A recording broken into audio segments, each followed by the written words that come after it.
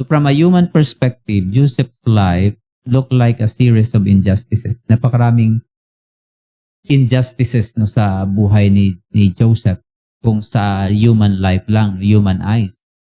Yun yung pagtingin doon, napakaraming injustices sa kanyang buhay. So if Joseph had asked in prison, no, yung masasabi siguro ni Joseph, no, God, where are you? Saan ka?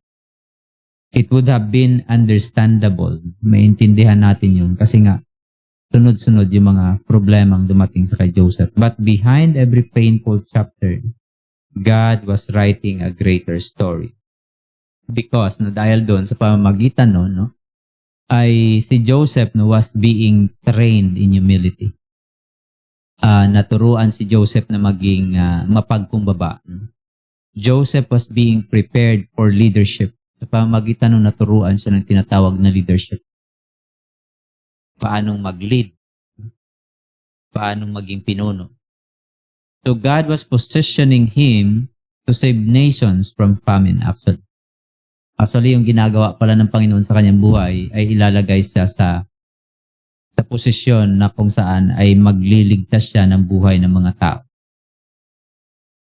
So God was positioning him to save nations from famine. Yun yung greater purpose kung bakit nangyayari sa kanya.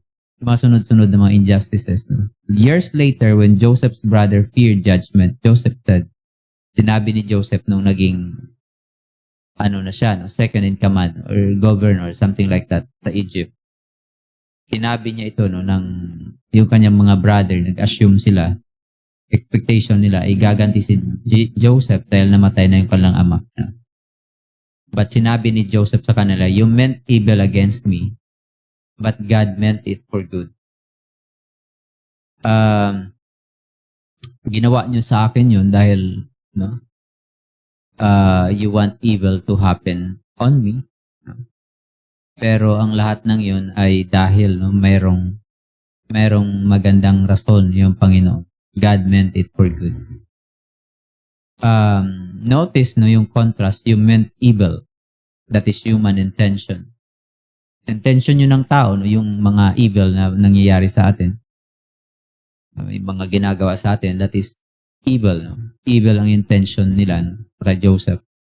But ginamit yun ng Panginoon for good. The divine purpose.